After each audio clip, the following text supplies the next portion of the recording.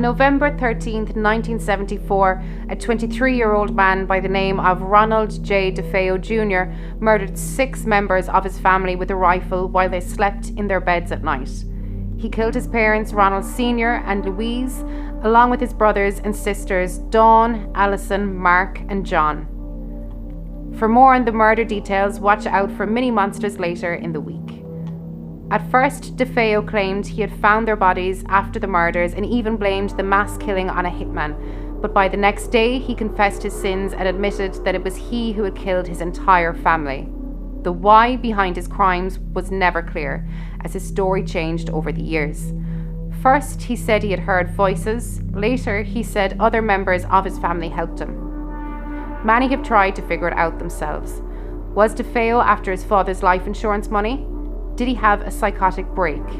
Did his history of drug use play a role, or was it something more supernatural and unexplainable? It was a story that stuck with people. How could a man kill his entire family like that, and how could he do it all alone without any of them hearing it, getting out of bed and fighting back?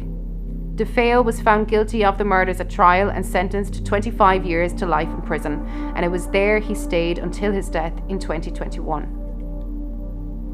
The Lutz family moved into the Amityville Horror house in 1975. A year later, George and Kathy Lutz bought the house cheap, aware of the home's grisly history, and moved in with Kathy's 3 young children. The couple had the house blessed by a priest named Father Ralph Pecoraro, who claimed he heard a mysterious deep voice telling him to get out. It was then he said he was slapped by an unseen force, and later blisters formed on his hands. When the Lutz moved in, the traditional haunted house tropes began. Doors slammed on their own, beds moved, ooze formed on the carpet, strange smells came and went, and the house stayed extremely cold no matter how they tried to heat it.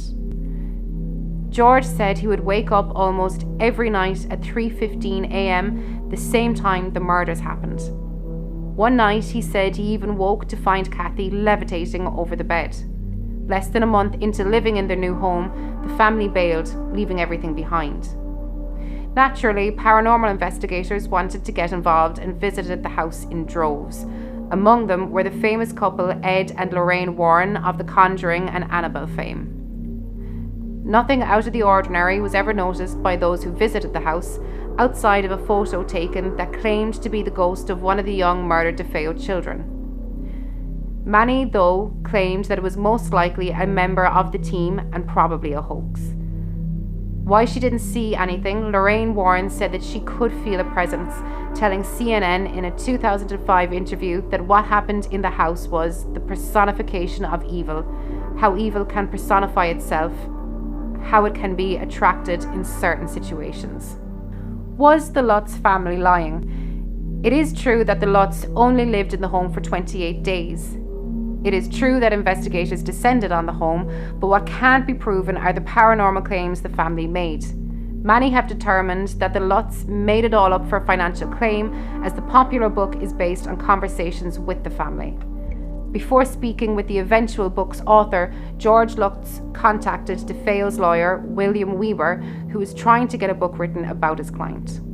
Weber told ABC how Lutz got drunk when telling his story and how he was just creating ideas.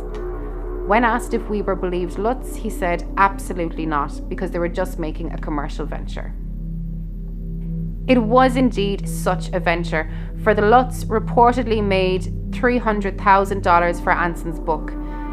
There are so many claims about the haunting, all being a hoax for a financial gain, from reports that the priest never visited the home to reports that the police were never called, even though the book said that they were.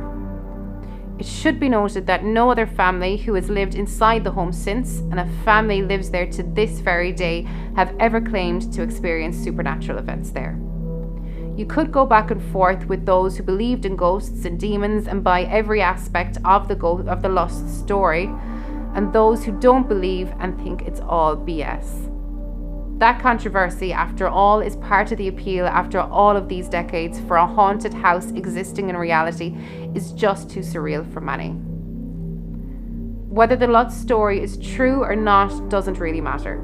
A book and movie came out of it, but no one was harmed. It's the actual 100% true story with the DeFeos where the real horror is found.